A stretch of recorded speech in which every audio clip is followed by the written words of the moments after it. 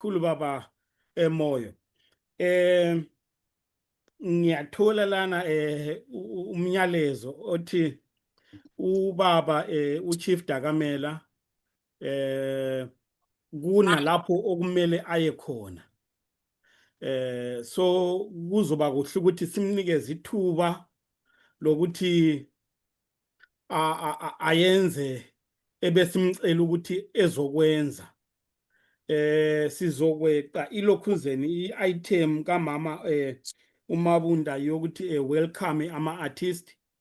Kodwa ke ngiyajabula ukuthi ngisho ukuthi uFezelo Mnyama onguye osibhalele iculo eliyilo elisenza sibelana namhlanje sikwazi ukuthi sikhangise usuku lomgubho wenkosi uMzilikazi ukhona lana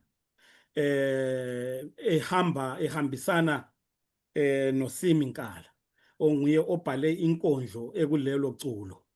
Kodwa ke Mapoqo Hayi bengingaphakamisa isandla bengimqekezela izandla. kulungile kakhulu. Uzobethula umama uMabunda. Kodwa ke okwamanje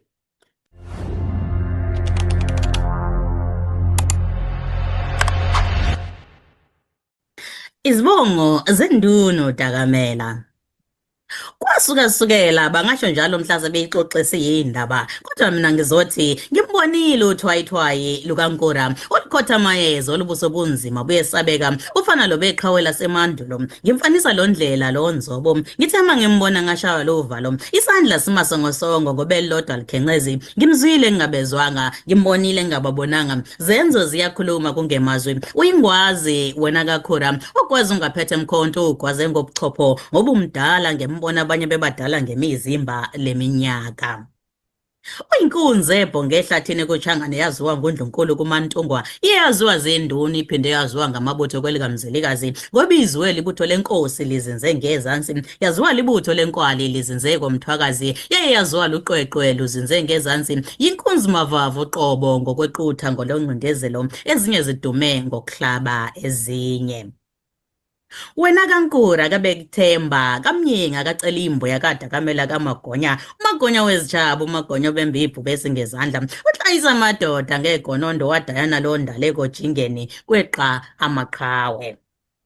uMagonya lelangu uyanakekelana yena obemthuso muhle zadlana uboya kwesikamkhulu umkhulu wakhe umsebenzi odlulo wamalanda amhlophe uDakamela imvela kanyiso lentwala. Ikhanda lesitimela esimatolokisa li-17 eligijima ngomzila wentuthuko likhalisa icilongo elizwe izindlebe zonke kubethwakazi lithi vuka uzimele wena ondlela zimhlophe isikhathi asimanga silindanga kani bothatha wese likhangwa ikhazikhazi bezizwe nedelo kwakwenu sinjalo siyimvelo angikaze ngwabona amadoda aqotho umbuso uhamba ngokuqonda endleleni ngimfanisa lo Solobhoni phendlandlela ngokuhlakana bezolo beziphendla ngemkhonto nyathela amanyathela sokulandela wena ozicoco ziyakulandela ngoba sithabathile esakwasayithi senganyelwa ngesakwa MCA siphinde safukanyelwa ngesaba amaphephandaba ndabandaba zisemagodweni usuyenzele indaba Magonya phezimse umsebenzi amehlo abantu azokukhuba umxhumelo vusinyandezulu zabathwakazi kwaka ngokumlilo wokuzikhandla kuhle kwabafazi bekhubula insimu kaNomkhubulwana nani mavakandini imani isibindi sokuhamba lindlela nansiya indonsakusa ihighway ngusimi Nkala. Sibonge kakhulu inkondlo esinikezwe ngusimi ehaya induna uDakamela. Siyabonga ke baba Dakamela sithi ithuba ngelene lingasinikeza umphako elingabe lisiphathele wona. Siyabonga. Ngiyabonga baba Nkala. Ngibingelela bonke abalapha enkundleni. Ngibonile laphana kule nkosi laphana uNhlanhla Yamangwe Ndiweni. Ngibonile laphana kulo chairman uGulu laphana. Ngibonile kulabona Thebe Molope ngibonile kulabantu abasuka endaweni ezihlukehlukeneyo. Ngithanda ukuthi ngilibingelele lonke, ngilihloniphe ngokunjalo. Kodwa lingixolela futhi lapha ngisuke ngabambeka nje njengoba sibhizi ngama-meetings amanye kulungiselelwa i-program le enithemba ukuthi lonke mhlawumbe liyayazi. And then ngixolisa futhi ekuthini hhayi ngisasibambanga kuhle isikhathi. Ngixolise futhi ekuthini le network yami ike yaba ngathi i-problem kancane. Bengicela ukuthi ngiconfirme ukuthi uyangizwa babankala, bayangizwa abanye. Hayi liyezwakala kakhulu baba Dakamele. Hayi, kusho ukuthi ivuma ngokuthi mhlawumbe sengikhuluma nani kodwa ibihlupha nje kakhulu. Ebenginanzelela ukuthi ku-program bengiphiwe islot se-30 minutes ngaphiwa futhi esinye ese-5 minutes. Just for the sake of recall, Nkala, ukuthi sincedise abantu ngomgwaqo wabo wama-events this summer. Sithe siyabe sile sintu samahlabezulu 28 June eManchester. Sisuka lapha bese siya kuBukhalanga 5 July in Northampton. And then iSintu Fest 19 July in Birmingham. Bese sigcina ngayo King Mzilikazi Day 13 September eBradford. So kukhanya abantu bazaphumula throughout August before they come to event yethu. Hayi kuhle. Selibuyile ba. Yeah, inetwork. hayi inkinga khonapho angikho la sekhaya ngobulawayo. Okay. Angazi indaba isala. Lingaqhubeka lesinikeze linakho lingafakanga ku-video likhuluma kanjalo siyalizwa. Hayi mina ngilamandla abantu bengikhangele ngikhuluma ngixoxa kodwa ngithanda ukubonga bakithi leli thuba. Sengixolisela le network engathi ngeyami kodwa ngiyaxolisa kulokho. Bengithanda ukuthi nje bengibuzile laphana Nkala kodwa nginanzela ukuthi ngesikhathi mhlawumbe nje I will just appreciate kakhulu kade ngisizwa in bits and pieces. Also I've seen umsebenzi wakhe uMolope eqoqa mhlawumbe imbali kaMzilikazi enithemba ukuthi abanenge ngibonile in terms of appreciation ukuthi wenza umsebenzi omuhle kakhulu, and also it gives us a greater understanding ngokuthi kanti vele uMzilikazi bekungubani. Lo moya lo osifuqayo khathesi nginanzelela siyenza imigubho lapha koBulawayo, kuyenziwa kubo Botswana, kuyenziwa kubo UK, kuyenziwa kubo Dubai.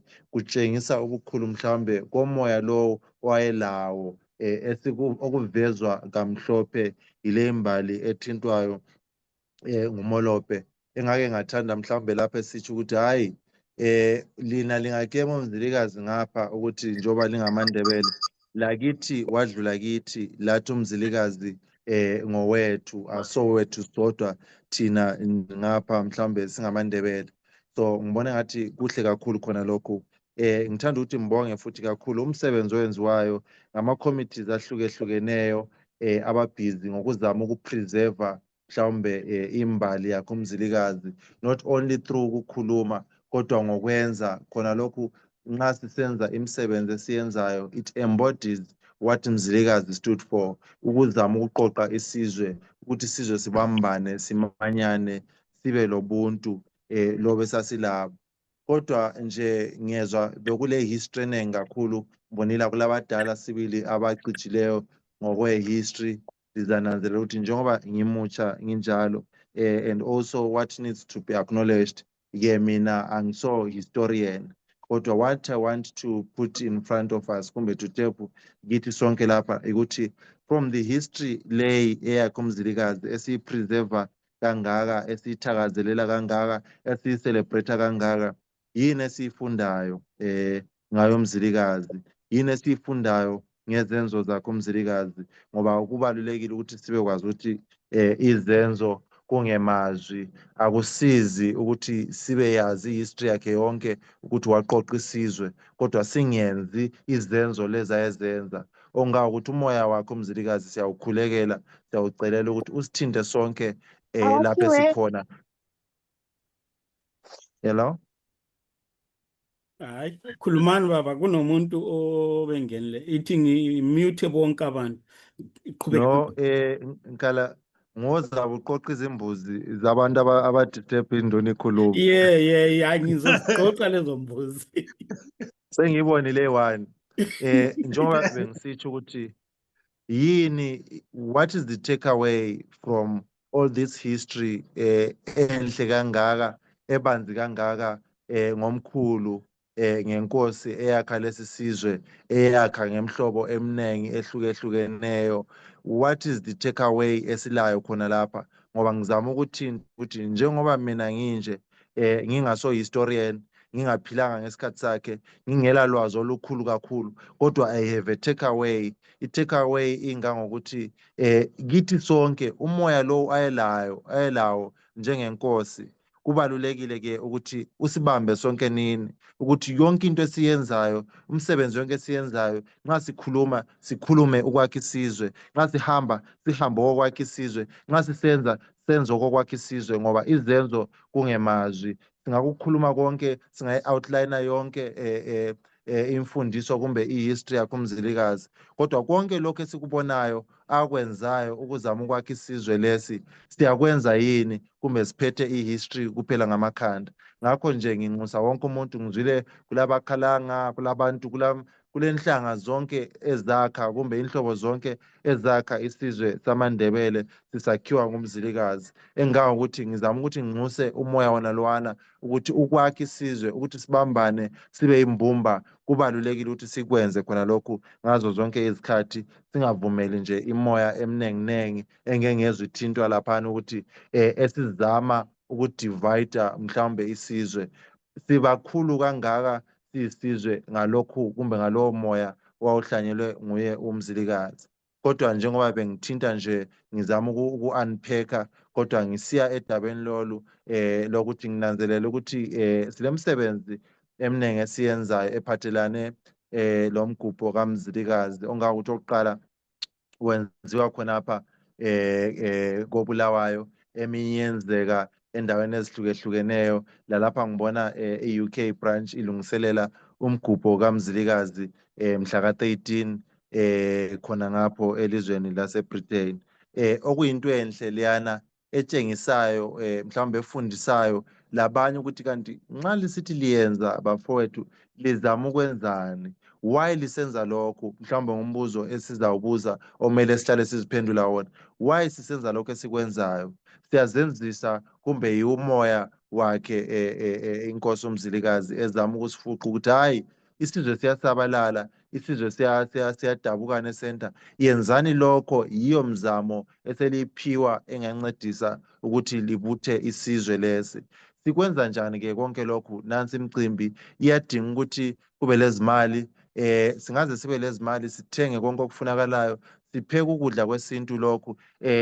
Umcimbi awubi successful ngokudla kuphela, awubi successful ngokuthi kuphume izimali kuphela, kodwa bakhona na abantu abazayo kuzobungaza lo umcimbi? Ngakho-ke siyanxusa, lami ngizama ukuthi nginxuse ukuthi yonke imigubho le esiyenzayo kaMzilikazi, kanti wena oyabe ungekho lapho uyabe ungaphi? Wena udabuka esizweni sakho Mzilikazi. Ngakho ngizama ukuthi nginxuse kakhulu ukuthi asisondele nini Mahlabezulu, sizame ukukhulisa, ngoba abasikhangeleyo nxa sisenza le msebenzi kubuya abantu ababili, kubuya abantu abathathu, kibo nxa kuyikuthi ngabasizondayo, kibo bayakhululeka ukuthi hayi akulanto abayenzayo. Kodwa nxa siphuma ngama-numbers sisiba yinhlabathi, kuyatshengisa ukuthi lowo moya wakho uMzilikazi, lowo moya uqoqa isizwe, leyo message esifakiwe ukuthi sesiqoqa isizwe izwela kanjani abantu bengekho. Ngakho-ke siyanxusa abantu ukuthi asisondele nini, sisekele ngendlela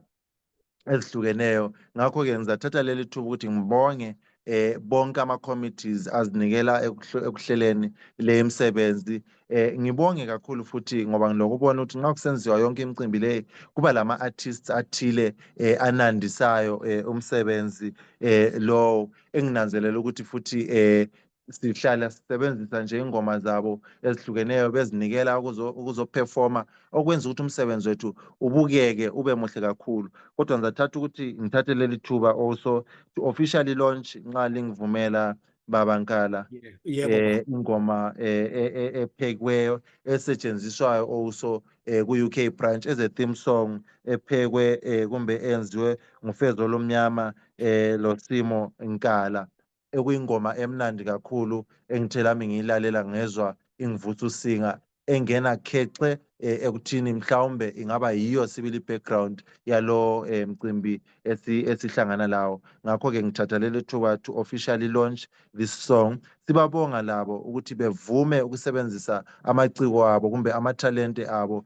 ukuthi benze umsebenzi kwakhe inkosi uMzilikazi ukuthi ube lesisindo, ngoba into ukuthi ube lesisindo itshengiswa isupport esukayo engasuki kuphela kulabo abahlelayo kodwa esuka kizo zonke inhlangothi ezenza isizwe lesi ku-arts department ngathi culture and arts konke kulabo abaphosela izimali osomabhizinisi lani Baba Nkala elibroadcastayo konke lokho ukuthi sithole indlela yokuthi abantu abanye bezwe lokho ngabe kusenzakala sinxuse kabanzi njengoba lilabantu abaye belandela embone ngathi lakho kubalulekile ukuthi silibonge. Kodwa sibonga kakhulu uFezo Lomnyama lo Simo Nkala engithemba ukuthi nxa sesenza even le miklomelo kaDakamela ngale bezizwe umoya lowo ubafikela ukuthi benze umsebenzi omuhle kangaka.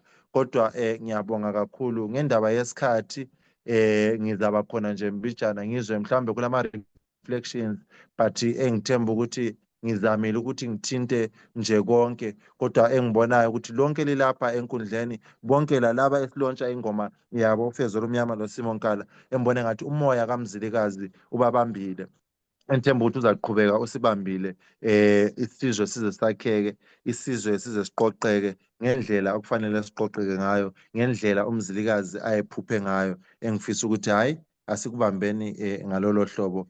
Ngiyabonga Baba Nkala kakhulu. Ngibonge labalaleli, ngibonge lalaba abakhona lapha abangama panelists ngokuhlukana kwabo bakithi ngiyabonga kakhulu.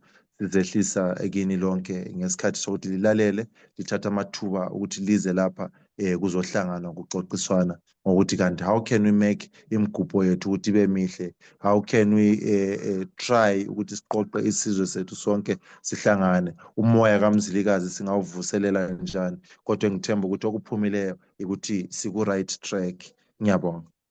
Hayi, siyabonga kakhulu. Siyabonga kakhulu. Hayi, asazi ukuthi singayitholaphi imlomo ezinkulungwane. Inkuthazo efana nalena imvela kancane. Siyayithanda kakhulu esizweni. Ikho ke asibonge kakhulu baba, asazi siyangqongqoza, asazi ukuthi singabonga sithini. Kodwa ke siyabonga kakhulu. Siyabonga kakhulu ngoba uma lisikhuthazela futhi nama-artist, ngoba ama-artist anokuhambela eceleni okuhambele kudeni uma emenywa ukuthi hayi sinomgubho wenkosi uMzilikazi, hayi bahlehlele eceleni. Kodwa ke asibonge ikakhulu uFezela Omnyama okwazi ukuthi esibhalele iculo elisimangaliso. Dadewethu Mabhoqo, ngicela take over just for some few minutes u-engage abantu abafuna uku-engage ubaba uDakamela. Then after that sizoya ku-item kamama uMabunda. Okay, no problem. Angikaboni izandla, so if anyone wants to engage the chief, ngicela libuye lisondele ku-mic. You heard everything that he had to say, the event asekhulume ngawo, and the event also that he leads ekhaya lemhlahlandlela as well, that's happening. So if anyone wants to engage with Chief Ngiyasibona isandla, please go ahead. Please go ahead, Khumalo. You've got your hand raised. Unmute. Can you hear me? Loud and clear. Yebo. Sibonga induna uDakamela ngoku yonke le esizwe sikaMzilikazi. Njalo simbonge ngoku sikhusela ukuthi senze izinto sihlangene. Ngibona ingani nxa ngikhumbula kusungulwa imigubho le ngomnyaka ka-2000 sikhankasa ukuthi ube khona indawo zonke lezi. Sasingananzeleli ukuthi uza kuba into enkulu kangaka. Kodwa sibonge bonke asebesebenze ngalindlela ukuthi kuqhubeke okweminyaka yonke le. Njalo sithemba ukuthi ingane zethu zizaba lemfundo kulokhu esikwenzayo ukuthi isiko lethu lalokho esiyikho khona kuhlale kuyinto emqoka ngathi. Kusiya ngemhlobo yonke ehlukeneyo uMzilikazi loMambo abayithatha bayihlanganisa. Siyinto yinye. Ngithandile inkulumo kamfowethu uLucky labanye abesikhalangeni ukuthi balesifiso sokuthi abantu bahlangane babe ntonye. Ngakho ubaba uDakamela mbona ngani yikho la akade kugcizelela ukuthi sisebenze ndawonye njalo umsebenzi omuhle kangaka owenziwa ngamaqembu ehlukeneyo uqhubeke usiya phambili. Angazi kumbe ubaba uDakamela angatsho ukuthi singakwenza kanjani ukuthi isikhumbuzo sikaMzilikazi esenziwa lapha koBulawayo esibikwayo sibanjelwe lamabele kube lokuhabula amaqhaga ngalelo langa kumbe ngelanga ngokusuku kuzavuka kulomkhosi wabantu. Kube yisehlakalo lesenzo esibusisa zonke izehlakalo zomgubho ezikhona ilizwe lonke jikelele, ngoba ngilethemba ukuthi izondawo zonke eDubai, eSouth Africa, eBotswana, leEngland, leAmerica abenelisa ukuthi bavubele benze ngendlela okwakuvele kusenziwa ngayo kusukela ekuqaleni. Kodwa kuqakathekile ngoba isiguqo sikaMzilikazi abadala abakhothamayo lemimoya yabo ikhulunyiswa abantu bephethe behabula amabele njalo kubikiwe ngendlela eqondileyo. Uze sedlule kumjaho oyi-entertainment kodwa kube yinto ebumba njalo egcina ubuntu bethu. Uze nxa siya phambili sihambe sinyandanye sisenza okwamasiko ethu ukuthi abesikhalangeni bakwazi ukuthi okwabo kubikwa kanjani, abesuthwini bakwazi ukuthi okwabo kubikwa kanjani. Into zikaMzilikazi zonke zihlanganiswe kuqonde kube into eyodwa kodwa isenzakala imhlobo ngemhlobo lendawo ezehlukeneyo njalo kulokukhumbula ukuthi abaphansi baqakathekile esiguqweni salabo esiyabe sikhuluma labo abasitshiyayo. Ngiyabonga. Siyabonga Khumalo for sound words. Sesiza kuya kuye Mgoqo. Ngibonge njalo dade imphathi isihlalo. Ngingazi ukuba induna uMagonya ilokhu ikhona yini ukuthi iphendule kumbe siyabuza nje abese Angisamboni, but please ukhona, yes, please go ahead. Okay, hayi kwakuhle ke owami umbuzo uthi njengenzalo kaMthwakazi sisehlane and mangithi sisehlane angisho ukuthi ngoba thina esingaphandle kweZimbabwe kuphela, and mangithi sisehlane nduna yakithi ngikhuluma ngodaba lwendawo zokuhlala. Inzalo kaMthwakazi iyakhala ayinandawo zokuhlala, sokufanele silinde yini ukuthi imizi abadala batshone kuze sithathe imizi yabo ngoba asinayo thina ezethu indawo. So bengicela ukubuza induna ukuthi maybe akuphendulekeki lapha, but kodwa ke nginombuzo loyo ukuthi siyathola nini indawo zokuhlala thina njengenzalo kaMthwakazi, sibe lapho nezindawo sikhandelwe sizohlala ngoba sisehlane. Ngiyabonga.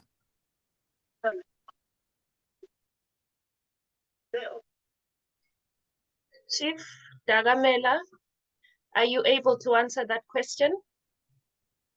Yeah, ngiyabonga mama. Well, angazi kodwa ngithi ngiyinduna yakoDakamela kuphela, but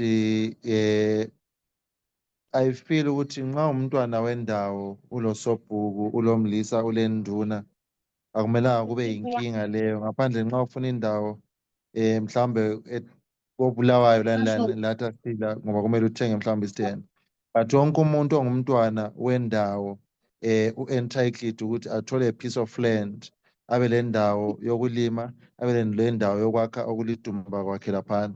So angazi ukuthi ubaba yena yiphi imizamo aseke wayenza emenza mhlambe ezizwe kumfuqa kumbe kumchisa ukuthi usenhlane kumbe kumchisa ukuthi ikala ndawo mhlambe ukuthi akhe, yiphi imizamo angabe seyiyenzile. Mhlambe it's not a question mhlambe engadinga ukuthi sibe silokhu sitshintshana kakhulu, but it's a question that all of us should ask ourselves to say, what have we done in terms of trying ukuthi ngithole indawo lapho engisuka khona, ngithole indawo kibo kwababa, ngithole indawo lapho engakhulela khona, usobhuku wami mbani, usobhuku wakho mbani, sonke nikhona lapho, yiphi imizamo esesiyenzile. I think mina lapha esisuka khona asikaze sibe lohlupho olunjalo. Umuntu wonke kuyaba lemizamo ukuthi aphiwe indawo, ingaba ncane kuphela ngenxa yokuthi population iyakhula, but indawo zikhona, especially nxa ungwalapha khona lapho ocela khona indawo kuyikho wazalelwa khona kumbe kuyikho lapha odabuka khona ngokomdabu. Ngibone ngathi kunjalo, ngingazi ukuthi kuyaphenduleka kumbe akuphendulekanga, kodwa kithi koDakamele hayi uhlupho olunjalo asifisi ukuthi sibe lalo. Ambona ukuthi silabantu abathi basenhlane ngoba bengabuya emakhaya bahamba kumasobhuku abo, kuyenziwa isidindo kusobhuku, kuyenziwa isidindo kumlisa, kuyenziwa isidindo enduneni ngendawo esiboniswene izakhamizi ukuthi hayi uDube awuchuma singamfaka laphana kadisturb lutho, kadisturb Madlelo, kadisturb ezinye indawo, nansi indawo siyibonile. Kodwa ngiyakhuthaza ukuthi izinto lezi azenziwe masinya ngoba abantwana bayazalwa, imizi iyakhula kumbe imindeni iyakhula. Ngakho kubalulekile ke ukuthi sibe proactive. Sometimes okunye ngiyakwanisa ukuthi ngizwe ukuthi hayi ubani bamncitha, lami sengizitshela ukuthi wonke umuntu uncitshiwe indawo, but what are the mechanisms esiwasebenzisayo, what are the routes esiwasebenzisayo, sicele efonini yini ngoba kucelwe efonini. Ngiyabona. Siyabonga Chief. Angazi kumbe ukhona omunye lombuzo before we move on to our next event. But mina owami umbuzo Nkala, ngingazi kumbe ngiyavunyelwa lapha ku program. Ngifuna ukuthi uChief ebuye e-UK. With all these events that we have here, we need our chiefs to come and celebrate with us, and to show abantu abe-UK ukuthi khona isizwe sikhona, we have our chiefs, we have everyone with us. So Chief Dagamela, nansi invite to celebrate with us.